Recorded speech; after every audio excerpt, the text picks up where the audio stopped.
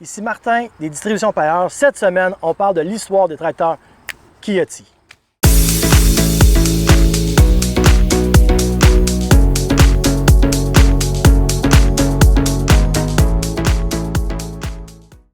L'histoire des tracteurs Kioti. On se fait souvent poser la question d'où que ça vient le tracteur Kioti.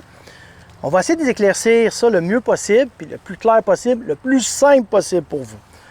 Kioti, c'est une compagnie qui est Corée du Sud. Toute part de la Corée du Sud. C'est une grosse compagnie, ils ne font pas juste des tracteurs. Ils font de l'ingénierie, ils font du moteur, ils font des engrenages, ils ont une fonderie, ils ont beaucoup d'autres, ça s'appelle Didong, d'autres dérivés. Ils se sont spécialisés au fil du temps dans la machinerie agricole. Ils ont commencé à la fin des années 40 à faire des accessoires agricoles, des petites machines agricoles. À la fin des années 60, c'est là qu'ils ont commencé à produire les premiers tracteurs qu'on connaît aujourd'hui. Après les années 60, on a produit des tracteurs, ils ont commencé à importer les tracteurs en 85 ou à exporter les tracteurs en 85 aux États-Unis. Nous, Distribution Payeur, on a commencé à vendre les tracteurs en 1986. On était dans les premiers à vendre ces tracteurs-là. Il n'y avait pas beaucoup de modèles non plus à l'époque. Il y avait la série LB, la série LK qui commençait. On avait quelques modèles. Mais on a été des premiers à vendre ces tracteurs-là puis à croire à ce produit-là aussi.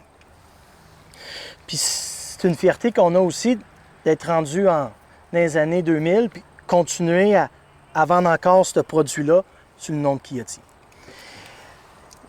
Au fil du temps, des années, il y a des rumeurs qu'il y a eu aussi ces tracteurs Kubota, les tracteurs Kioti. Il y a eu d'autres marques aussi. On va en nommer d'autres. Du Landini, du McCormick, du Bobcat. Puis, des fois, les gens sont mélangés là-dedans. Eux, Didong, c'est un fabricant. Fait que si McCormick arrivait dans les années et disait, regarde, on aimerait ça avoir tel modèle de tracteur, il était capable de le produire pour eux. C'est pour ça, des fois, vous voyez des tracteurs de différentes couleurs, mais qui ressemblent à un Kioti, puis qui est un Kioti à 100%. Eux, leur fierté à Kioti, c'est de produire le tracteur de A à Z avec toutes les industries qu'ils ont en Corée du Sud. Ils sont capables de produire toutes les pièces mécaniques pour le tracteur. Il y a d'autres compagnies coréennes, la Corée du Sud, qu'on voit aujourd'hui en Amérique du Nord, mais ce n'est pas des compagnies qui produisent de A à Z. Ils vont produire une base de tracteurs, puis après ça, ils vont acheter des moteurs de différents fabricants, puis ils vont les mettre dedans, ou des transmissions, ou des pièces mécaniques.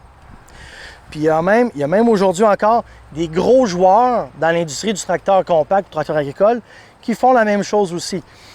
La base du tracteur est là, mais ils vont prendre un moteur puis ils vont mettre dedans. Quand vous magasinez un tracteur, informez-vous. Si j'achète un tracteur Kioti, c'est quoi le moteur qu'il y a dedans? Les représentants vont vous répondre, c'est un Kioti. Mais informez-vous sur les autres compagnies des fois. Même si c'est des couleurs qui sont populaires, informez-vous à l'intérieur, je peux-tu voir le moteur? C'est quelle sorte de moteur? Eux, c'est leur fierté, puis c'est la nôtre, de produire un tracteur de A à Z. Avec le fil du temps, on a commencé avec des petits modèles. On est rendu avec la série HX, des tracteurs de 115 HP et plus. Autant du 22 HP du subcompact au tracteur agricole, on a un tracteur qui est fait à 100% dans les usines en Corée du Sud, les usines de Kioti. Encore une fois, je me répète, c'est notre fierté, c'est leur fierté.